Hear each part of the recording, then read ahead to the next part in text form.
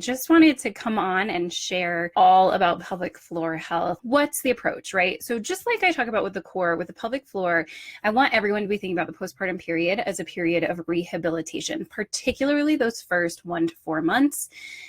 0 to 4 months, right after the baby's born, to 4 months postpartum. Hormones are high, body is very loosey-goosey, the muscles are really imbalanced. That is a period of time where you want to take it easy. So that's your period of rehabilitation. Please don't go do CrossFit at 6 weeks postpartum when your doctor says you're good to go. So take those first 4 months. Be careful in those first 4 months. In those first 4 months, if you have any sort of inkling that something's a little funky down there, and funky is always a relative term, it's going to be a little bit, right, messy down there after having a baby. But if there's any nagging, lingering feeling that like something doesn't feel right here, please ask your doctor, your midwife, whoever your healthcare provider is, for a referral to a pelvic floor physiotherapist. You know, countries in Europe will often recommend physiotherapy as just kind of standard practice of care. We do not in the US, and I think that that is unfortunate for us because the reality is there can be imbalances that are created in the pelvic floor during pregnancy.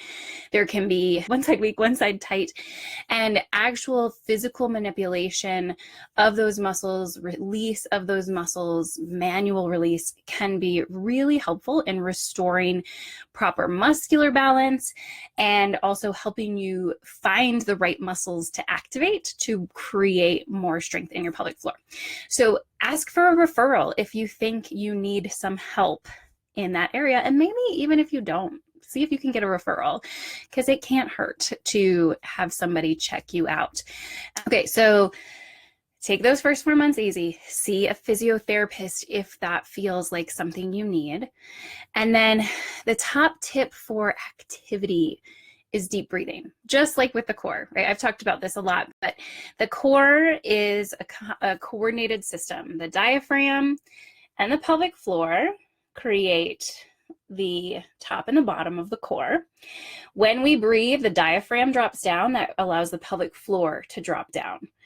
That's on the inhale. On the exhale, the pelvic floor and the diaphragm will lift up in a system that's working well. However, for most women, pregnancy makes the diaphragm function ineffectively. It's just what happens. There's a big baby there. So the diaphragm can't drop down very easily. So you want to spend some time really getting the breath system working again to get the pelvic floor working again as well. If you're doing this, you want to think about getting 360-degree rib expansion. For a lot of us, especially post-pregnancy, you're going to find when you breathe, you tend to lift the shoulders up and down. You're breathing with these accessory muscles of the neck and shoulders rather than the diaphragm. You want to really feel the diaphragm start dropping down. You want to feel the ribs going left to right and front and back. It's really hard to get that back expansion. So it's just something that takes practice and time. And there are certain techniques that you can use to send more breath into that back body, right? If you do yoga, get in a child's pose and breathe into your back body. That's a good way to open those muscles up to allow your breathing to work more effectively. So those are really the top 3 tips, and this is going to apply whether you were on bed rest, had a super healthy pregnancy, whether you had a C-section, whether you had a vaginal birth. It doesn't really matter because the body compensations during pregnancy are all very similar.